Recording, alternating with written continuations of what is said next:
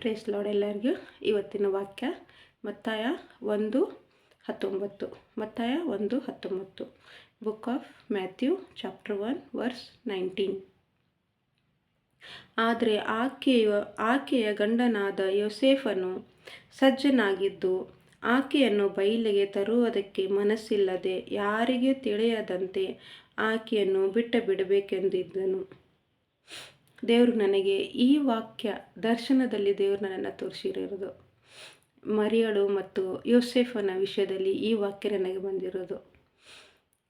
ಯೋಸೇಫನಿಗೆ ಯಾವಾಗ ಗೊತ್ತಾಯಿತು ಮರಿಯಳು ಪ್ರೆಗ್ನೆಂಟ್ ಇದ್ದಾಳೆ ಎಂಬುದಾಗಿ ಯೋಸೇಫರು ಆಲೋಚನೆ ಮಾಡಿದರು, ನಾನು ಇವಳಿಗೆ ಯಾರಿಗೂ ಹೇಳಬಾರ್ದು, ಗುಪ್ತವಾಗಿ ಇವಳನ್ನು ಬಿಟ್ಟು ಬಿಡಬೇಕು ಅಂತ.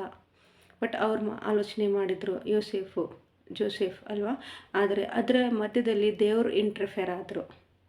ಯಾಕಂದರೆ ಅದು ದೇವ್ರ ಚಿತ್ತ ಆಗಿತ್ತು. ದೇವರು ಅವರನ್ನು ಕೂಡಿಸಿದ್ರು. ಯೇಸು ಸ್ವಾಮಿ ಈ ಲೋಕಕ್ಕೆ ಮರಿಯಳ ಮುಖಾಂತರ ಬಂದು ನಮಗೆಲ್ಲರೂ ಬಿಡಿಸಿ ಒಂದು ಪರಲೋಕ ರಾಜ್ಯವನ್ನು ಸೇರಿಸ್ಬೇಕೆಂಬುದಾಗಿ. ಅದೇ ಥರ ನಮ್ಮ ಜೀವನದಲ್ಲಿ, ನನ್ನ ಜೀವನದಲ್ಲಿ ಆಗಿರ್ಬೋದು, ನಿಮ್ಮ ಜೀವನದಲ್ಲಿ ಆಗಿರೋದು, ನಮ್ಮ ಪ್ರೇಯರು ಅಂದರೆ ನಮ್ಮ ಫ್ರೆಂಡ್ಸ್ ಇರ್ಬೋದು, ನಮ್ಮ ತಂದೆ ತಾಯಿಗಳು ಇರ್ಬೋದು, ಇವನ್ ನಮ್ಮ ಲೈಫ್ ಪಾರ್ಟ್ನರನ್ನು ಕೂಡ ಇರ್ಬೋದು, ನಮ್ಮನ್ನು ಯಾರ ಹತ್ರನೂ ಹೇಳದೆ ಸೀಕ್ರೆಟಾಗಿ ಬಿಟ್ಟು ಬಿಡಬೇಕು ಎಂಬುದಾಗಿ ಅವರು ಪ್ಲ್ಯಾನ್ಸ್ ಮಾಡ್ಕೊಂಡಿರ್ಬೋದು ಅಲ್ವಾ. ನಮ್ಮದು ಇವ್ರದ್ದು ಫ್ರೆಂಡ್ಶಿಪ್ ಕಟ್ ಮಾಡ್ಕೋಬಹುದು ಅಂತ ಆಲೋಚನೆ ಮಾಡಿರೋದು. ಒಂದು ವೇಳೆ ದೇವ್ರ ಚಿತ್ತ ಇದ್ದರೆ ಅದರೊಳಗಡೆ ದೇವರು ಇಂಟರ್ಫಿಯರ್ ಆಗೇ ಆಗ್ತಾರೆ. ಹೇಗೆ ಮರಿಯಳಿಗೆ ಮತ್ತು ಯೋಸೆಫ್ಗೆ ದೇವರು ಚಿತ್ತ ಇತ್ತು, ಅದರ ಮಧ್ಯದಲ್ಲಿ ದೇವರು ಇಂಟರ್ಫಿಯರ್ ಆದರು.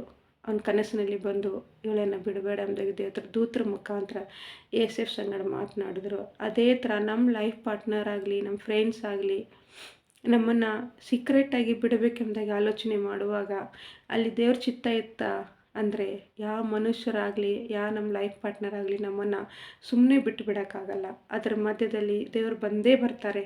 ಅದರ ಮಧ್ಯದಲ್ಲಿ ದೇವರು ಇಂಟರ್ಫಿಯರ್ ಆಗೇ ಆಗ್ತಾರೆ. ದೇವ್ರ ಚಿತ್ತ ಇತ್ತ ರಿಲೇಷನ್ಶಿಪ್ ಕಂಟಿನ್ಯೂ ಆಗೇ ಆಗುತ್ತೆ. ದೇವ್ರ ಚಿತ್ತ ಇಲ್ಲ, ದೇವ್ರದ್ದು ಹೇಗಾದರೂ ಮಾಡಿ ಕಟ್ ಮಾಡಿಬಿಡ್ತಾರೆ. ಆದರೆ ದೇವರಿಗೆ ಒಪ್ಪಿಸಿಕೊಡೋಣ. ದೇವ್ರು ನಮ್ಮ ಜೀವನದಲ್ಲಿ, ನಮ್ಮ ಕುಟುಂಬದಲ್ಲಿ ದೇವ್ರು ಇಂಟರ್ಫಿಯರ್ ಆಗಲಿ. ಮನುಷ್ಯರ ಬೇಡ, ಮನುಷ್ಯರ ಆಲೋಚನೆ ಬೇಡ, ದೇವ್ರು ಇಂಟರ್ಫಿಯರ್ ಆಗಲಿ. ದೇವ್ರಿಗೆ ನಾವು ಒಪ್ಪಿಸಿಕೊಡೋಣ. ದೇವರು ಈ ವಾಕ್ಯಗಳನ್ನು ಆಶೀರ್ವದಿಸಲಿ. ಆಮೇಲೆ